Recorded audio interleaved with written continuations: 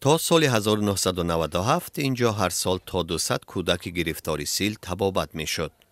تبابت میکردیم، با چور و خوراک میدادیم، حمام بود، همه شرایطا بود. اینجا مکتب بود، درساشون میخوندم، با بگوی ما تیاری میدیم، درسای هر روزشون تیار میکردن. حالا در این ویرانه ها شناختن آسایشگاهی یک زمان مشهوری منطقه کولاب دشوار است. دو تا پیچ مخصوصی با امیش کار میکرد. یک تاشای طرف، یک تاشای طرف. شبانه روزی بگه با گرمی تعمیم دادن گلکو. بنگاه های تیبی یا ویران و نیم ویرانه شدن یا به اقامتگاه مردم تبدیل یافتند. اینها شخصانی هستند که خانه ندارند.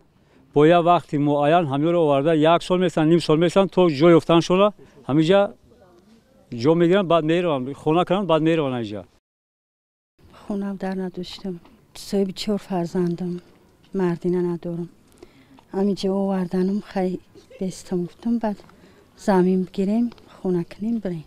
سال 1980 در دهه نانجمس به سبب زیاد بودن شمار گرفتاران سیل در ناحیه واسه مرکز پیشگیری و طبابت کودکان بیمار تأسیس یافت. اویلایی که پدر و مادرشون مثال کسات با کسات سیل گرفتار بودن، فرزندای امور آورده، ما در جا چی میکنیم؟ نگاه بیل میکنیم، تربیت میکنیم، خمر پرفکت یا میگفتم امور میگذروندیم. ناحیه واسه را هنوز هم نقطه داغ میدانند. ساکنان میخواهند دوباره این آسایشگاه که در توازن دولت است فعال شود. در این مرکز طبابتی تا ولنگار شدنش 50 متخصص کار میکرد. به ضمن این خواننده های مکتب های گرد و اطراف هر سال از تشخیص میگذاشتند، از سیل طبابت میگرفتند.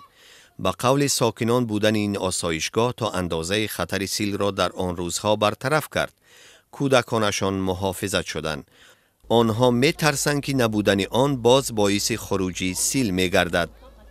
میکروب توبرکولوز به نهایت مستحکم است که در حالت تا 45 گرادوس این نمیمرد.